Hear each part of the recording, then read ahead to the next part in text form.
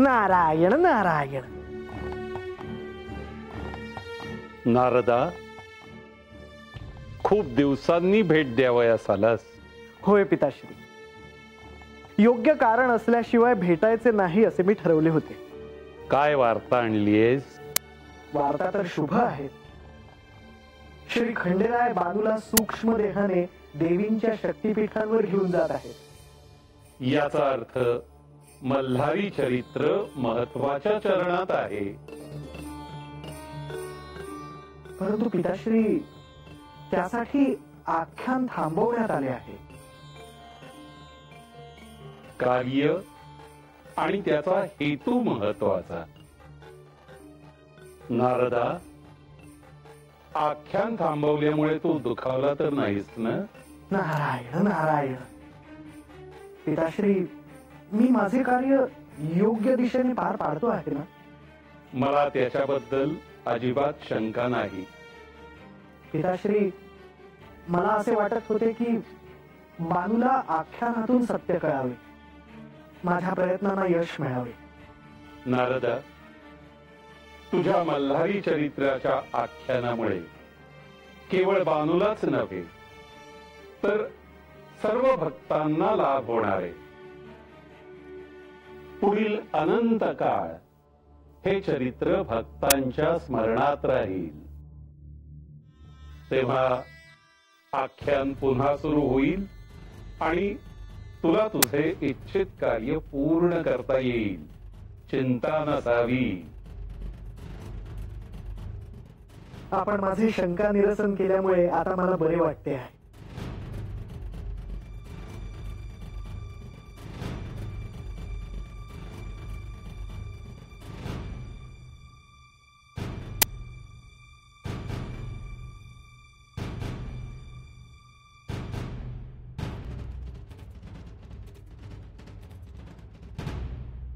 बानू, हे गंगेचे पात्र आहे. या गंगेच्या विशाल अशा पात्राला पाहून तुझ्या लक्षातच आलं असेल की गंगेच्या आवेगाला बांधणं हे सोपं नाही. होय देवा, तुम्ही सांगताय ते अगदी खरं आहे बघा. आणि देवा, आता मला हे बी आठवलं का तुम्ही गंगा देवीने तुमच्या जटामध्ये धारण केलं होतं. होय बानू,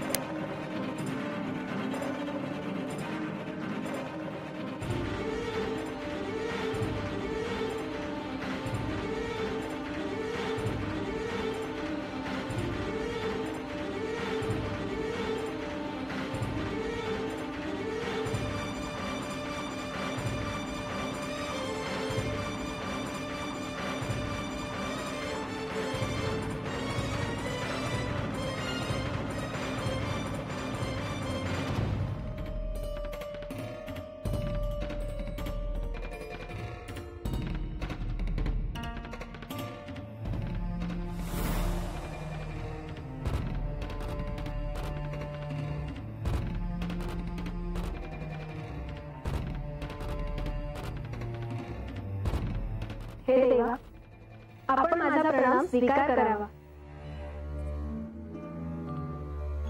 बाणाई, तुझे या स्थळी स्वागत आहे. देवी, आपण ह्या अगोदर भेटलो आहे बघा. आणि आख्यानामध्ये मी तुमच्याबद्दल ऐकलं आहे. गंगा, आम्ही ह्या क्षणी तुझ्या अवतरणाबद्दलच बोलत होतो. ह्या भूतलावर तुझे अवतरण कसे झाले हे बानू मला सांगत होती. होय. गंगा, बानूला या शक्तिपीठाची ओळख व्हावी ह्यासाठी मी तिला इथे घेऊन आलो आहे. ही तर अत्यंत आनंदाची गोष्ट आहे प्रभू. बाणाई, हे क्षेत्र अत्यंत पवित्र आहे. या क्षेत्राचे अनन्यसाधारण असे महत्त्व आहे. या स्थळी देवींचे विशालाक्षी हे शक्तिपीठ आहे. या पावन अशा तीर्थस्थानाचे अजून एक महत्त्व असे की या ठिकाणी श्री विश्वनाथांच्या रूपाने, शिवरूपाचे अर्थात श्री काळभैरव यांच्या रूपाचे अस्तित्व आहे. श्री विश्वनाथांच्या रूपाने ते येथे निवास करतात. वाराणस्यां विशालाक्षी नैमिषे लिंगधारिणी प्रयागे ललिता देवी कामाक्षी चंद्रमादन.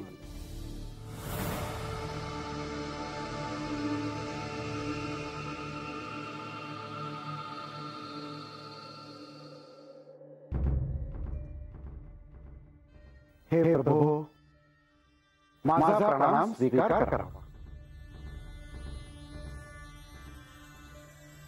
समुद्रदेव, तुमची अशी इथे अनपेक्षित भेट होईल ह्याची कल्पना नव्हती. हे प्रभो, आपण या काशी क्षेत्रात आला आहात याची जाणीव झाली आणि आम्ही आपले दर्शन घेण्यास आलो. बानू, आख्यानातून तू ज्या समुद्रदेवांबद्दल ऐकलं होतंस, ज्यांच्यामुळे अमृत मंथन शक्य झालं, ते समुद्रदेव तुझ्या समोर आहेत.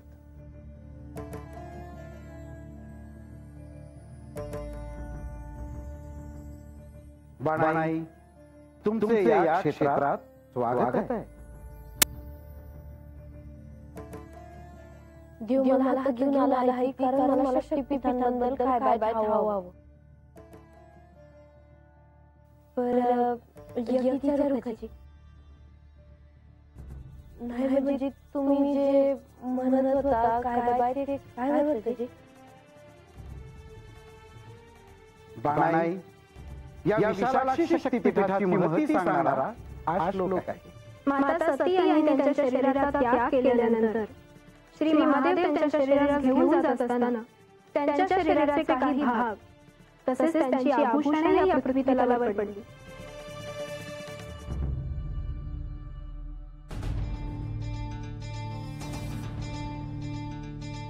बानू, जिथे जिथे सतीच्या शरीराचे भाग पडले, जिथे तिची आभूषण पडली, त्यातूनच ही शक्तिपीठ निर्माण झाली.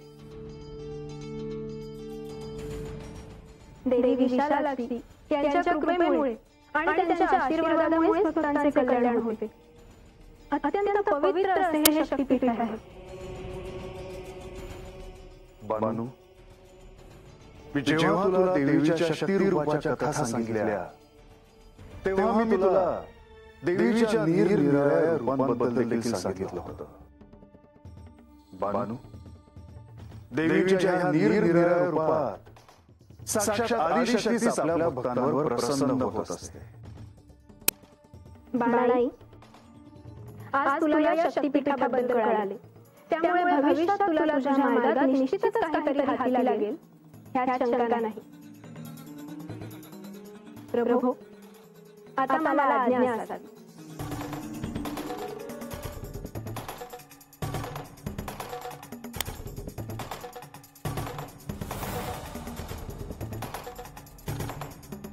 बाणाई, या प्रत्येक शक्तिपीठाच्या परिसरात प्रत्येक स्थळी श्री काळभैरवाच्या निरनिराळ्या रूपाने शिवशक्तीचाच निवास आहे. प्रभो, आता मलाही आज्ञा असावी.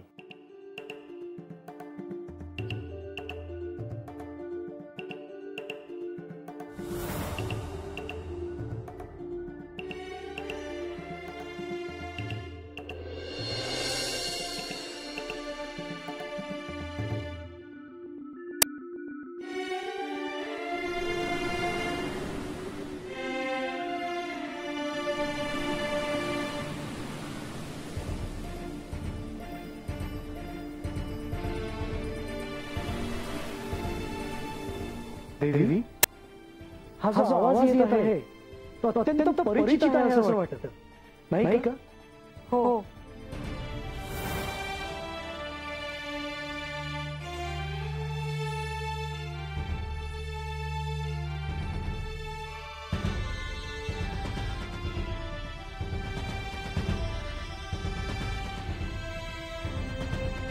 हे श्री नारायणा, लक्ष्मी, तुमच्या दर्शनानं मला नेहमीच आनंद होत आला आहे. या क्षणी देखील तुमच्या दर्शनानं मला अत्यंत आनंद होत आहे. परंतु आज बऱ्याच दिवसांनी आपली भेट झाली. हो. हे जलनिधी, आपण असे अचानक आलात म्हणजे त्यामागे नक्कीच काहीतरी प्रयोजन असणारच. हो, नाहीतर तुम्ही असं रात्रीच्या प्रहरी येणार नाही. योग्य बोललात माधवा. मी तुमची भेट घ्यायला आलो आहे, त्यामागे कारण आहे. श्री खंडेराय आणि बाणाई यांची आणि माझी भेट झाली. श्री खंडेरायांची आणि तुमची भेट झाली. हो, गंगा नदीच्या तीरावर. गंगा नदीच्या तीरावर आमची भेट झाली. आता ते श्री काशी क्षेत्र येथे आहे. म्हणजे बाणाईला शक्तिपीठांबद्दल माहिती मिळावी म्हणून श्री खंडेरायांनी श्री काशी क्षेत्रापासून सुरुवात केलेली दिसते. हो, श्री खंडेरायांच्या दर्शनानं मला देखील प्रसन्नता लाभली आहे. हेच सांगण्यासाठी मी इथे आलो आहे. मला आज्ञा लागावी. आपली लवकरच पुन्हा भेट होईल अशी आशा करते. निश्चितच.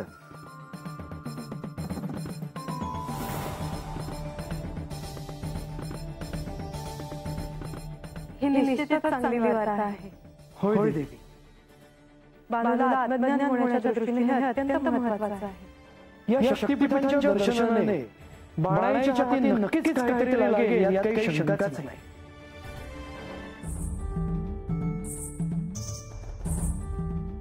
भारता, देवी, या.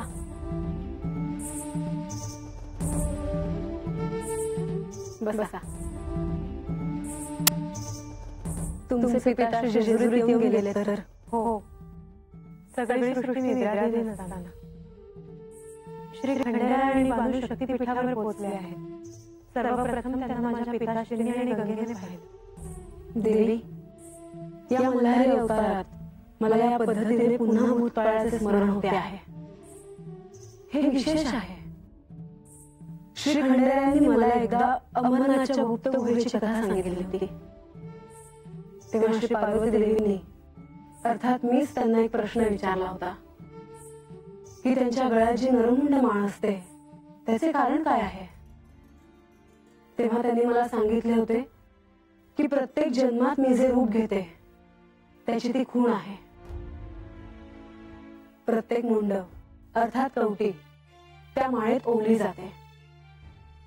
देवी, या म्हाळसेच्या अवतारात मी जशी क्रोधाची परिसीमा गाठली तशी आता प्रेमाची परिसीमा गाठते आहे. म्हाळसा, मी एक विचारू? हो देवी, का नाही? तुम्ही बाणूसोबत का गेला नाही? देवी, तिला यांचा सहवास मिळावा असं मला वाटलं. कारण पंधरवड्यातून केवळ 2च दिवस यांची आणि तिची भेट होईल अशी अट मीच घातली होती. आजपर्यंत श्री खंडेरायांचा विरह तिने सहन केला आहे. बाणूला कल्पना देखील नसेल की तिची सखी तिच्याविषयी काय विचार करते आहे. आणि दुसरी गोष्ट, तिला सूक्ष्म देहाने मी पाठवले आहे आणि जर मी तिच्या सोबत गेले असते तर माझ्या आतल्या शक्ती तिथे प्रकट झाल्या असत्या आणि मी कोण आहे हा प्रश्न तिला पडला असता. पण देवी, आता तिने स्वतःचा शोध घेणं जास्त महत्वाचं आहे.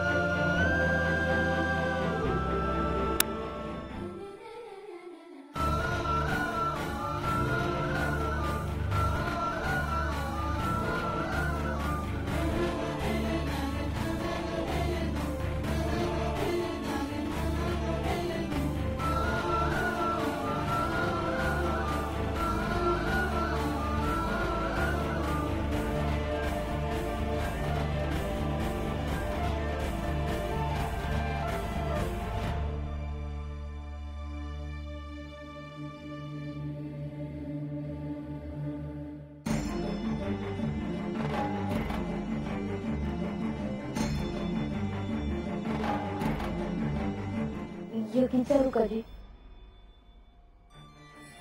बानू, मी तुला याआधीच सांगितलं आहे की तुझ्या मनात कोणताही संकोच नको ठेवूस. जे काही मनात आहे ते स्पष्टपणे विचार.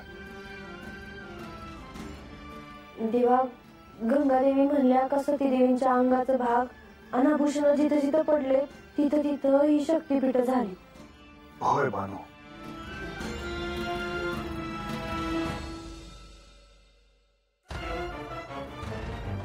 आता माझ्या ध्यानात आलं की तुला मला काय विचारायचं आहे ते.